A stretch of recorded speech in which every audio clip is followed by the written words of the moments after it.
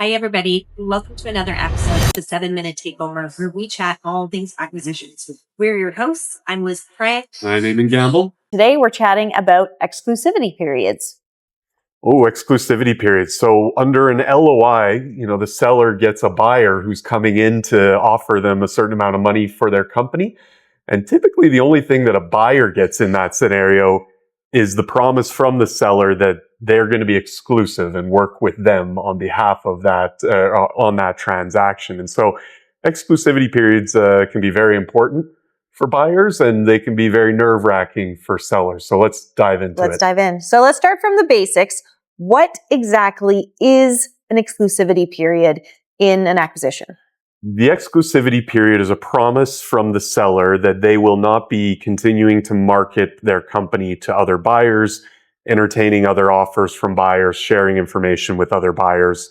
It basically tells the buyer that's under offer that, hey, this is your chance to work on this transaction. Let's see if we can make it happen.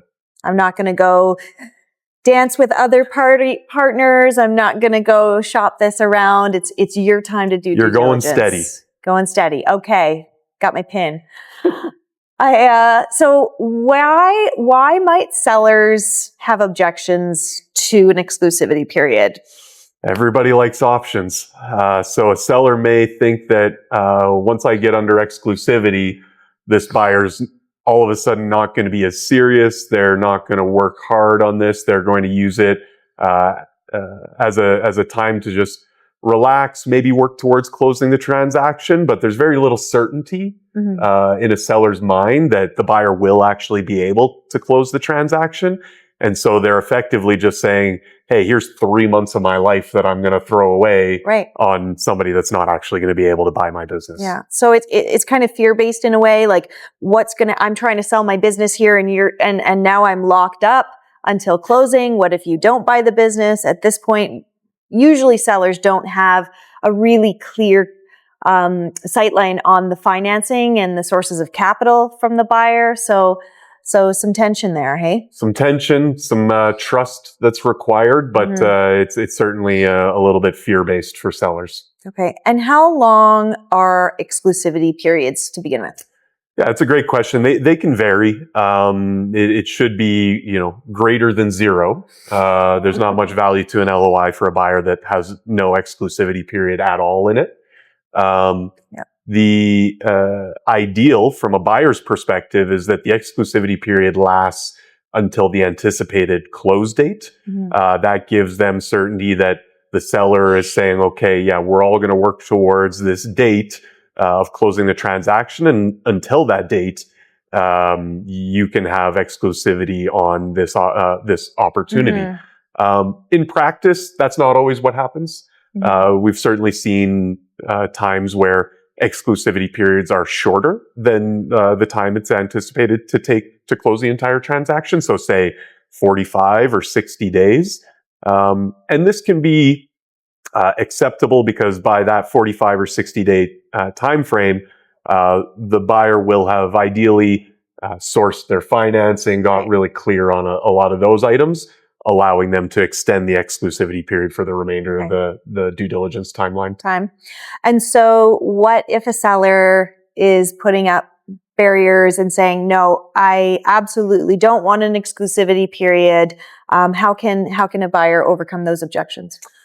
Yeah, that's a challenging one for a buyer to face. Now, I think the rational argument that most sellers will be empathetic to is that there's going to be hard costs, hard dollars spent by the buyer in order to try and close that transaction. And that happens during that due diligence phase. So think they'll have their lawyers drafting share purchase agreements. They'll have their lawyers drafting shareholder agreements, doing due diligence. They'll be going through financial due diligence with an accountant. They may have had to pay an application fee to a lender in order for them to take the opportunity through adjudication.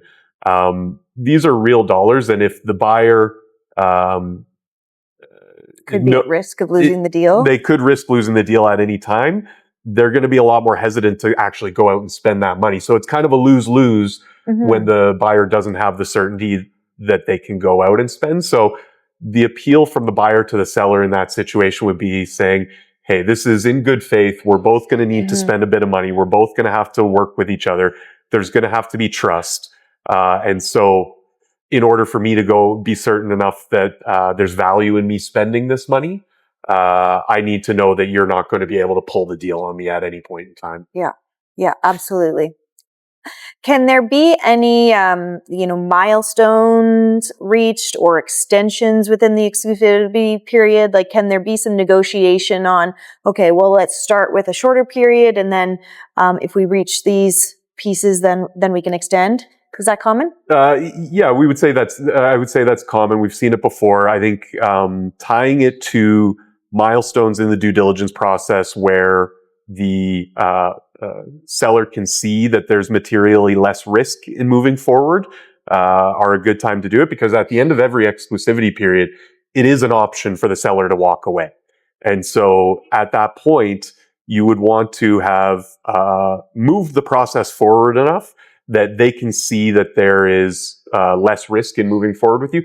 Ultimately, sellers aren't here to go through 100 sales processes. Yeah, it's exhausting. It's exhausting for them, just like it is for the buyer. And so if you can show them things like, we've completed financial due diligence, we've completed legal due diligence, we've gotten an approval on our financing package from our preferred lender.